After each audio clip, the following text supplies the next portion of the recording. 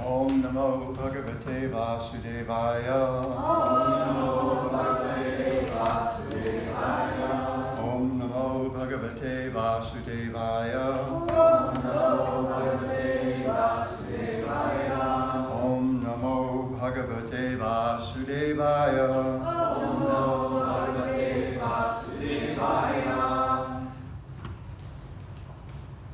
Sound okay in the back row?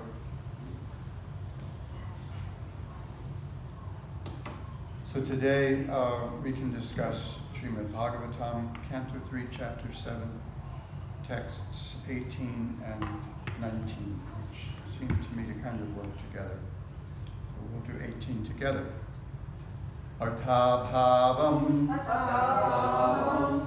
Vinishchitya Arthabhavam Vinishchitya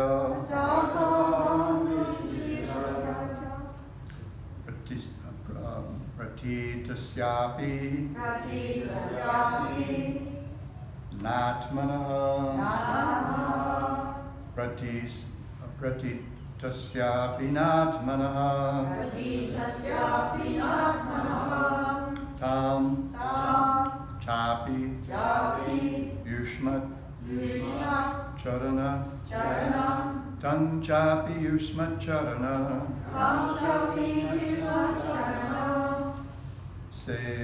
Sevayaham Paranude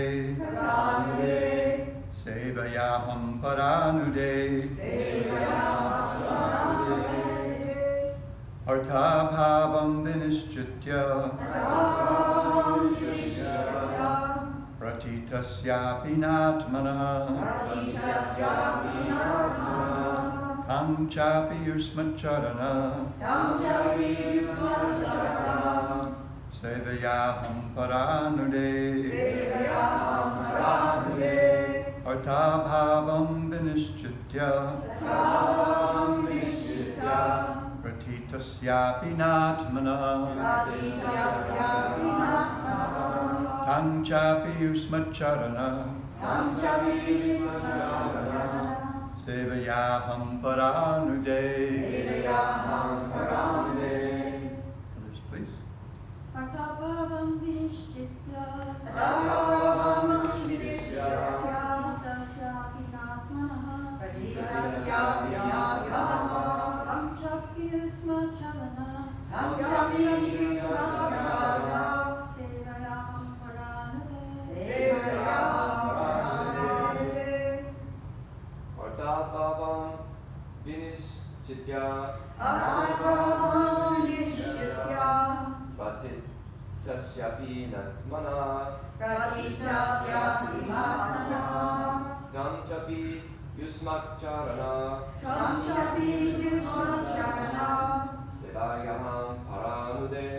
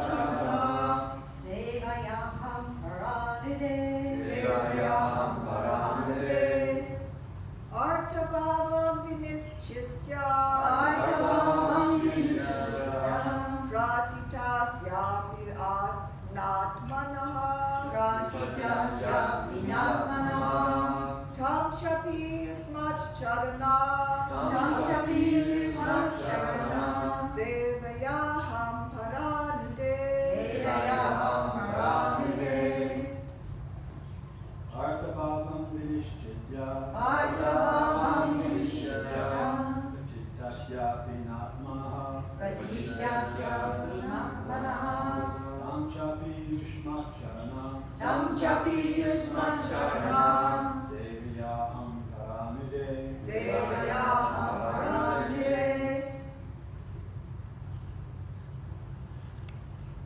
Synonyms. Artha abhavam, Artha abhavam without substance. without substance.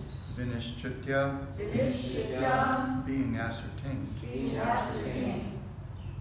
Pratitasya, Pratitasya of the apparent values. of the apparent values.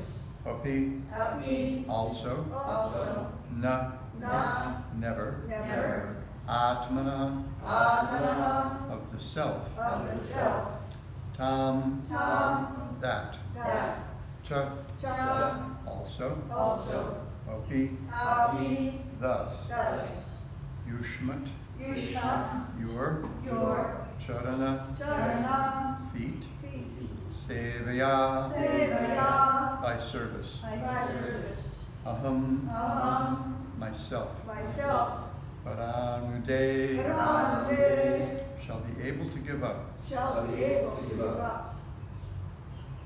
But, my dear sir, translation, but, my dear sir, I am obliged to you because now I can understand that this material manifestation is without substance, although it appears real. I'm confident that by serving your feet, it will be possible for me to give up the false idea. Responsibly, please. But, my dear sir, But my dear sir, I am obliged to you I am obliged to you because now I can understand because now I can understand that this material manifestation that this material manifestation is without substance, is without substance, although it appears real. although it appears real. I'm confident that by serving your feet, I am confident that by serving your feet, it will be possible for me to give up the false idea. it will be possible for me to give up a false idea. Srila Prabhupada's purport. The sufferings of the conditioned soul are superficial and have no intrinsic value, like the cutting off of one's head in a dream. Yet, although this statement is theoretically very true, it is very difficult for the common man or the neophyte on the transcendental path to realize practically. However, by serving the feet of great transcendentalists like Maitreya Muni, and by constantly associating with them, one is enabled to give up the false idea that the soul suffers from material pangs. In text 19. Yatsevaya bhagavata kutastasya madhudvishaha ratiraso bhavitivra padayor vyasanardana. By serving the feet of the spiritual master, one is enabled to develop transcendental ecstasy in the service of the personality of Godhead, who is the unchangeable enemy of the Madhu demon, and whose service vanquishes one's material distress. Srila Prabhupada's purport. The association of a bona fide spiritual master, like the sage Maitreya, can be of absolute help in achieving transcendental attachment for the direct service of the Lord. The Lord is the enemy of the Madhu demon, or, in other words, he is the enemy of the suffering of his pure devotee. The word ratirasa is significant in this verse. Confirmed. Service to the Lord is rendered in different transcendental mellows or relationships: neutral, active, friendly, parental, and nuptial. A living entity in the liberated position of transcendental service to the Lord becomes attracted to one of the above-mentioned mellows, and when one is engaged in transcendental loving service to the Lord, one's service attachment in the material world is automatically vanquished, as stated in the Bhagavad Gita, Rasavarjam Rasopyasya Param Drishtva Nivartiti. Om Ajnanatimirandhasya Jnananjana Chakshurun Militam Yena Tasmai Shri Gurave Namaha Mukam Karoti Vachalam Bangum Langahayate Girim Jakrapatamaham Bande Shri Guru Nataranam Shri Chaitanya Mano Bhishtam Stapitam Yena Bhutale Svayam Rupakadaman Dati Svapadantikam Anchakalpataruhishta Kripasinto Yevacha Patitanam Pavanebhyo Vaishnavebhyo Namo Namaha.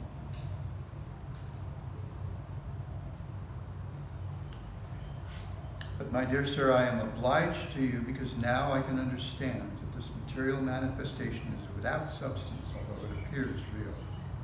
I am confident that by serving your feet, it will be possible for me to give up the false idea. By serving the feet of the spiritual master, one is enabled to develop transcendental ecstasy in the service of the personality of Godhead, who is the unchangeable enemy of the mutter demon, and whose service vanquishes one's material distress.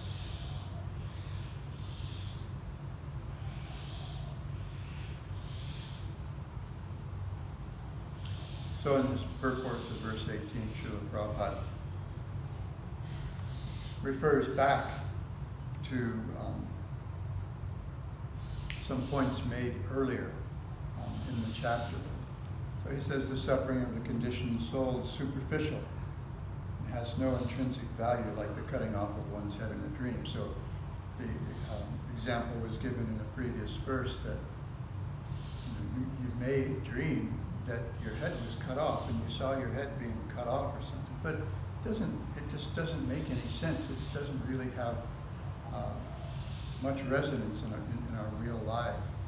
And then a little bit later, our suffering was also compared to the quivering or ripples on the surface of a body of water. I was just speaking with a devotee about this yesterday, who observed that, yeah, all these things are going on, but there's other stuff going on underneath. And that's the important part, that's the cool part. The other stuff's there. And it, it catches our attention once in a while. You get that shimmering from the ripples on the surface of the lake or ocean. And yeah, they catch your eye. And yeah, you might become fascinated. We were thinking, this came up yesterday, I think Jai Gopal was asking about Rupa Goswami's image of Bhukti and Mukti as being two witches. Bhukti being material enjoyment, material pleasure.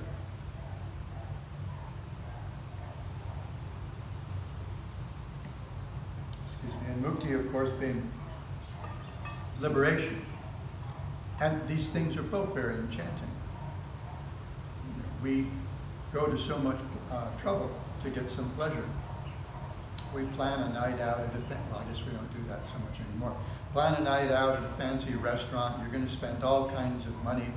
You're going to impress your friends or your partner or whoever. And you're going to enjoy like anything. You're going to eat great food in a great atmosphere, being served by 100% professionals, and it's going to be a great night. But we go to so much, we spend like a week's earnings on one meal or something like that to really get that much pleasure from it. Or maybe an example a little bit closer to home for a couple of us. We go to a lot of trouble to go out and catch a wave that's probably going to last. The ride lasts how long? 15, 18, 20 seconds maybe. You go out to the country, you go to the pipeline, and it's it's just an incredible wave. Especially if you're a groupie foot, you get to ride front side. It's like a dream, unless something happens and you meet the reef. There was a game show by the Firesign Theater back in the 60s called Meet the Reaper. It just occurred to me, Meet the Reef, it can equal Meet the Reaper sometimes. So we've got to drive out to the country, we've got to paddle out, we've got to worry about the reef, we've got to worry about the crowd, especially the locals there. If you've got some like ancient, out of shape guy paddling out there, and everybody's going to be, everybody's going to try to figure out how we can get this guy out of the water as fast as possible. So you have all these things to worry about. You catch a wave, you get locked into the barrel, it's great, but how long does it last? I've timed it when I watch those videos, and yeah, occasionally do. 15, 20 seconds at the pipe. Maybe a little longer at Chuku or Tahiti or something like that. Much more trouble. So, but it's so alluring that we go to this trouble. We go to so much trouble to get the right romantic partner, to get the right job, to get the right car. And we ultimately realize that these things don't really satisfy us. Or, on the other hand, if we're done with that, or we think we're done with that, we may go for mukti. Very alluring. No hankering, no lamentation, no hassles, nobody snaking your parking space, or any of that stuff. It's just shanti, shanti, shanti. And it's cool. And it's, for those who are able to appreciate it, it's a pleasure many times greater than the material pleasure that we're all so eager to get, and we try so hard to get.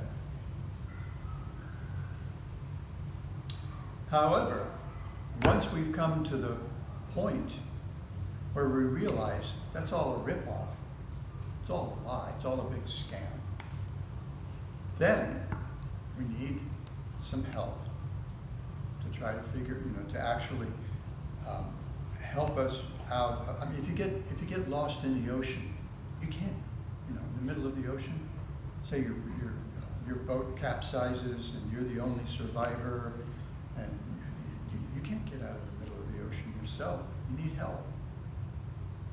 So we're caught in the ocean of suffering and enjoyment, the ocean of birth and death, whatever, however you want to characterize it, and we need help. So therefore, the Bhagavatam says, when you're in that situation and you realize that the whole thing's just a big scam, just a ripoff, you're gonna just like Charlie Brown and Lucy Van Pelt with the football. Every time Lucy Van Pelt shows up in that first frame with the football in her hand, everybody knows what's going to happen, including Charlie Brown, right? We know what's going to happen. She's going to put the football down, she's going to hold it, he's going to run up and take a kick at it, and she's going to pull the ball away, and he's going to fall flat on his back. Happens every time. So if we realize that this is what happens, that as Krishna sums the whole situation up in the Bhagavad Gita, dukkhalayam ashashvatam, there's hassles, and then you die. Or even if it goes great, dukkhalayam ashashvatam, it's suffering, and then it's temporary. Now, fortunately, the suffering's also temporary. It comes and goes. Meditators can see that. They can watch the urges come, and they can see the suffering caused by not responding to the urges.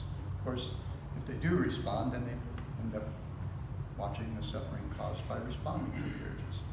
And after a while, they realize they come and go.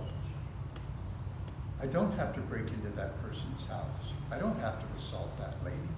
I don't have to steal that guy's car just because it's there. I can just keep walking, breathe, So, meditators have this experience, and we can have the same experience by hearing from Krishna and the great sages. So, the Bhagavatam tells us, Tasmad Gurum Prapatyeta Jigyasa Shayavita Uttamam Shabde Pareja Nishnatam Brahmanyupashamashra. Therefore, one needs a spiritual master. It's not that everybody needs a spiritual master, but someone who's come to the understanding that this just doesn't, no matter how I try it, it doesn't really work out. I do my best, and it's okay sometimes, but there's always a big disappointment somehow or other at the end. Big letdown.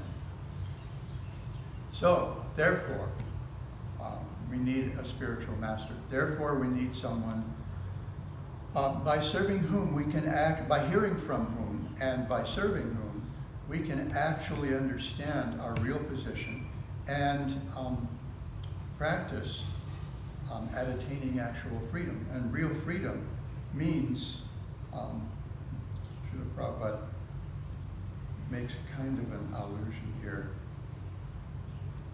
to another of my favorite verses. Talks about, I think I had that in the Bhagavad Gita. Talks about the pleasure of serving the Lord's lotus feet. So here we see that here's Vidura appreciating Maitreya's instructions. And he doesn't hold back. He shares from his heart. And we can see just among ourselves how when devotees share from their hearts their appreciation for another devotee's example, how affecting that can be and encouraging.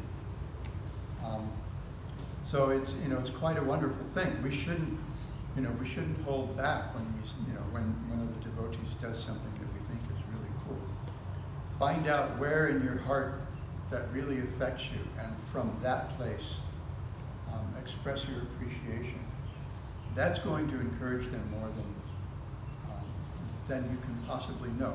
It sounds like, oh yeah, I was really impressed by the way you did such and such a thing. That inspired me to take more responsibility or something like that. If you tell them that from your heart, it's not some superficial, touchy-feely kind of thing, but I just want to share with you, this really touched me when you did this. And it made me think I can do more service too, or whatever small thing it is. It may seem small, but it's going to be big to that person because we're paying attention. Everybody's paying attention. When you speak to me, when you speak about, I can't hear much, but if I hear somebody say Maharaj in that room with 4 conversations going on, and it's all just like rocks tumbling down a hill to me, all of a sudden I hear somebody say something that sounds like me, and I think, oh, what did I do now? What's the sweetest sound? What's the sweetest sound you can possibly hear? It's the sound of your own name, right? That's why Krishna is so attracted by our heartfelt chanting. So when we find somebody who's able to inspire us and who's able to engage us, who's able to bring about the transformation in our heart that we're looking for, and just like I talked about this one devotee I heard on a podcast recently talk about how when we get together for kirtan or Krishna Katha, that it should be an alchemical experience. It's not just entertainment, and it's not just for information, gathering information, or getting bullet points so that we can wow somebody the next time we talk to somebody about whatever. But it's about actually transforming our hearts, changing our hearts, effecting this transformation that Sri Chaitanya Mahaprabhu mentions when he's talking to Sanatana Goswami in the 4th chapter of the Antya-lila, Sri Chaitanya Charitamrita, when he goes to convince Sanatana Goswami that his body's not done. Just because he just happens to have some sores right now, that doesn't mean it's time to throw that body away. He says, I've got a lot of things I want to do with that body of yours. You've surrendered, you've given it to me in service. So it's not yours to decide anymore what you're going to do with it. It's mine. And I have some plans for that body, so don't you even think about what you've got in mind. Sanatana hadn't voiced his determination to throw himself under the Rath Yatra cart to anybody, but Mahaprabhu was able to read his mind and read his heart, actually, probably more to the point. And he just told him, don't you think about it, because here's what you need to understand. At the time of initiation, as the devotee engages in Atma Samarpana, as the devotee engages in Atma Nivedana, Atma Nikshepa, giving up all our personal interests and replacing them with the Lord's interest. This is what love's about. Love's not a transactional thing. Love's just giving ourselves. Just give yourself. Just like, well, we've got parents, and we've got plenty of parents in the room. You know, first time you saw your child, as soon as they were born, it's like, bang, it's over. You're hopeless. You belong to that person for the rest of your life. My kids are 42, and one's just going to turn 45 on Tuesday. Vyasa Puja. She was born on Rath Hashtami. But I'm still, thinking about my kids. Happy that they got good husbands, good solid men who, really take care of them and their families, and happy that they had at least some good impressions of Bhakti Yoga as they were growing up. There's still these strong scars in their hearts. And I think, oh, what about kids are going back to school? What about the virus? And this, and you're always thinking about it. My mom, when I found this note that my mom had begun writing to me shortly before she died, and it just broke my heart. My divine baby or infant or something. I was 50 years old. 50 years old, teaching at San Diego State University and a couple of community colleges, had teenage kids, and it's just like pouring her heart out. All the things that she's wanted to share, all the things that she'd been feeling for 50 years. So we know that when we see them, and many of us will have the same experience of seeing our spiritual master. I know many of us, the first time we saw Srila Prabhupada, it was like, I did not expect what happened. That's all I have to say about it right now. I just didn't expect it. I didn't see it coming. But it was quite impactful. So, this is the kind of relationship that we want to have with sadhus like Maitreya Muni, or Srila Prabhupada, or any advanced devotee. And this is actually our way out, because as King Rishabdev says, Mahatsevam Dvara Ahorivimukte Stamodvaram Yoshitam Sangi Sangam. So Prabhupada explains in his purport to this verse in the fifth chapter of the fifth canto, that human life is like a crossroads, like what's the word he uses? Junction. Or in Sanskrit, like a sandhya. Sandhya is where two things join together.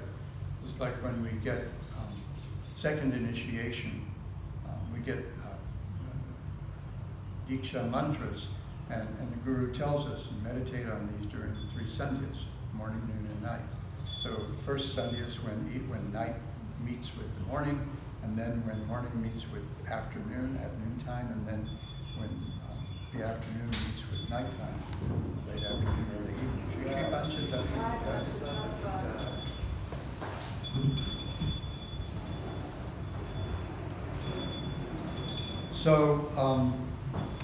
So anyway, so Sandhya. So we have, we're at a crossroads, especially those of us who've begun to kind of see through the scam of the material world. So he says we're at this juncture. So there are two paths. So just like what's his face, Frost's poem.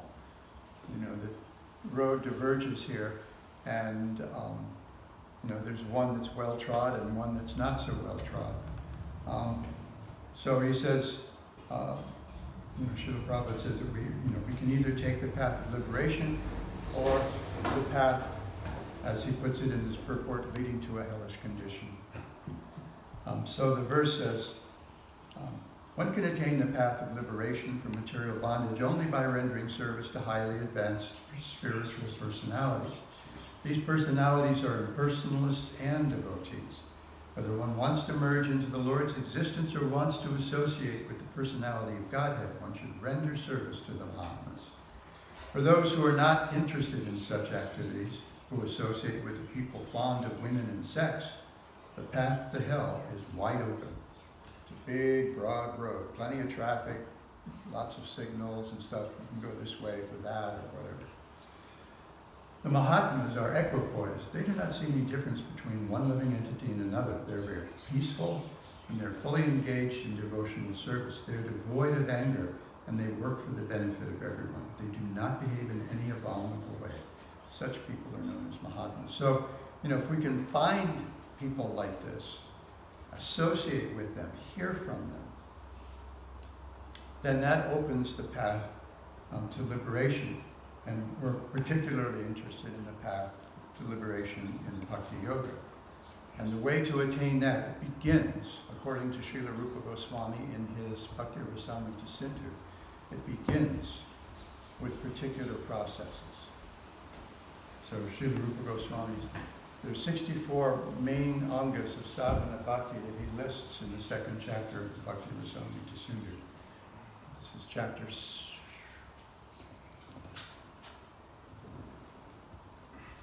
1, chapter 2 of Nectar of Devotion. So he says, Ata Angani, the list of angas is as follows. Guru Parashayas Tasmat Krishna Dikshari Shikshan Vishram Vena Guru Seva Sadhu Vartmana Vartmana. Taking shelter, so Guru Parashayas, taking shelter of the lotus feet of the spiritual master. Krishna Diksha Shikshari Shikshanam. Krishna Dikshari Shikshanam. So initiation into Krishna mantras and then instruction in serving Krishna. So these are the first two things. The third is Vishrambena Guru or Seva. And I've written a little bit about this a few years ago in an article about the importance of service to the spiritual master. Chaitanya Charitamrita refers to it as the catalyst that actually changes our heart, that service attitude to the spiritual master, and it should be Vishrambha. Prabhupada often translates Vishrambha as awe and reverence. Here it's Bhanu Swami gives it as respect. Vishrambha also means intimacy and confidence. In other words, we need to be able to feel the Guru's heart and anticipate what the Guru needs. This is like the first class servant. We don't need to be told what to do. So this is a very fortunate circumstance. But it also means confidence, that I'm confident that by serving the spiritual master, that the path to liberation is open. And then he goes on to discuss the 64 others. These first 10 are nisheda or rules, and the second are, vidhi or rules, and the second 10 are nisheda or prohibitions, things to avoid. And Srila Rupa Goswami says these 20 items, these are the entrance to the temple of devotion. You don't have real access, full access to the other angas of bhakti without accepting these 20 vidhi and nished, do's and don'ts. And he says of these, the first 3 relating to the spiritual master are the most essential. So this is actually the key to progress in Krishna consciousness, finding the association of devotees who inspire us, who draw us along. I remember in one of those rooms,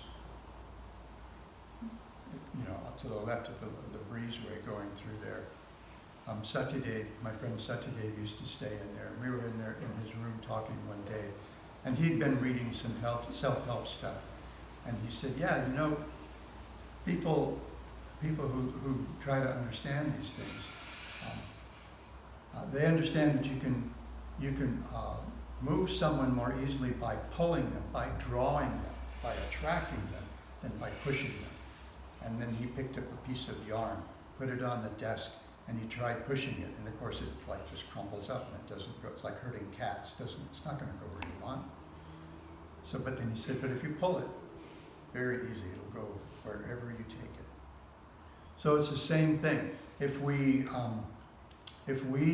behave with others in a way that draws them to Krishna consciousness. After all, when Lord Chaitanya met with Prakashananda Saraswati and the other Mayavadis,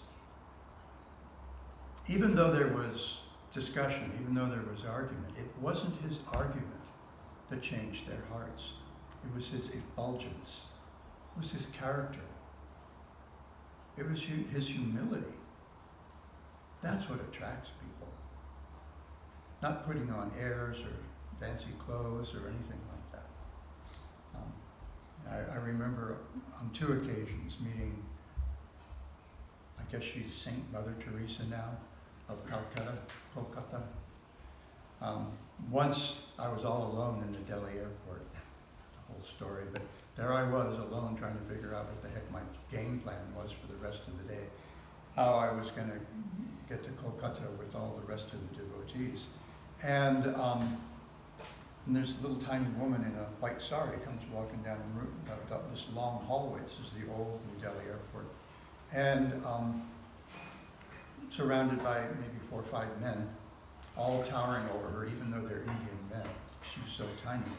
And then I realized, oh my God, it's Mother Teresa. And here I am like a 33-year-old Hare Krishna dude in my Hare Krishna uniform and my Hare Krishna haircut and everything. Standing, and there's nobody else in the whole lobby of the airport. It's empty, and I'm sitting, I've been sitting there trying to figure out how I'm gonna salvage my trip to India. My one prayer before I left was that I not get stuck somewhere alone. The very first thing that happened to me was that I got stuck somewhere alone. But all of a sudden, here comes this, and I'm thinking, I can't just sit here fiddling with beads in a little cloth bag. So I got up and I walked down the hall and I folded my hands and approached, and we exchanged pleasantries for a couple of minutes. But what you could see, she's just wearing a simple white sari. She's an old haggard lady, been working her fingers to the bone for her whole life, doing her best to serve the neediest people. And I was impressed by that. I was impressed by her character. There was a weight there that that's not common. So that's what impresses people. And I wouldn't have been impressed if she'd been wearing a snazzy silk sari and a $20,000 gold Rolex or anything like that. I've seen that, been there, done that. But what's impressive is our character. If we can become the kind of person that draws people to Krishna consciousness, then that can be a very powerful thing. That can just be a really powerful thing. In the meantime, until we're there, we look for those people so that we can associate with them, so that we can hear from them, so they can share their bhakti with us. And that's the whole, if you look at the 7 purposes that Srila Prabhupada gave for forming the International Society for Krishna Consciousness, it boils down to that.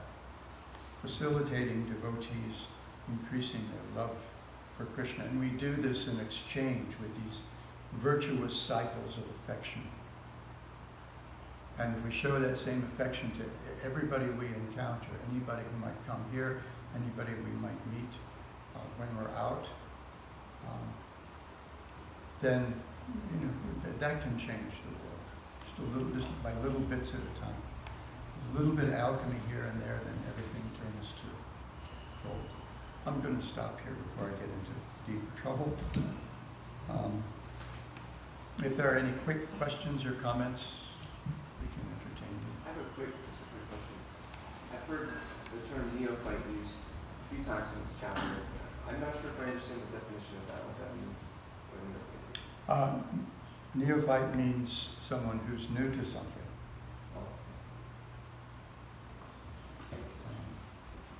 What do we call them? Gremlins? New surfer kids or something like that. Neophyte means someone who's new to a practice. So, generally when Srila Prabhupada and the Acharyas talk about neophytes, They're talking about people who aren't very experienced yet at bhakti. May have been numerous lifetimes of practice for probably everybody in this room. We have at least several lifetimes of practice behind the spiritual practice, sadhana bhakti behind us. And we keep plugging along. So when somebody's a neophyte, it's like if you're, Kusha's not here. Kusha and I, when we were 7, we both started accordion lessons. We keep finding all these little synchronicities between us. Of course, she started accordion lessons at 7 because her mom was an accordion teacher. But my parents wanted me to learn an instrument, and where we lived, there was a guy who came through and taught accordion lessons. So you start out, and I remember my dad gave me his study as my practice room, because it must have been awful. And it was solid wooden doors, so it cut the sound down so that everybody was involved. Because I was just learning. I was learning to the scales, learning to do the C scale, then the D scale, and whatever, then A, C minor, and D minor, B minor. And then practicing these songs. And it must have sounded awful, except that it's mom and dad who are hearing it. And they're thinking, oh, Billy, he's going to be the next Myron Florin. Not very many people here are old enough to know what I'm talking about there. But, neophyte means somebody who's new, who needs practice. Of course, then that brings me to my favorite, very well-worn story of Maestro Pablo Casals, that probably inarguably recognized as the greatest cellist of the 20th century, who, when interviewed in his 90s, when his performing career was way in the rearview mirror, informed the person interviewing him that he practiced several hours a day, and by practice he didn't mean playing that Bach piece that everybody hears on the cello. Can't remember what it's called. It's a fugue, I think. But that he practices scales and exercises for several hours a day, and she was like, but Maestro, why is it that you're like the greatest cellist in the world? Why didn't you practice every day like that for so many hours? And he said, I think I'm making progress. So neophyte is someone who could stand to make progress. So that's most of us, anyway. Is that okay? Anything else? Okay. Thank you so much for your patience. Grantaraja Srimad Bhagavatam ki jai. Jai. Way to go, Bhaktivinoda ki jai.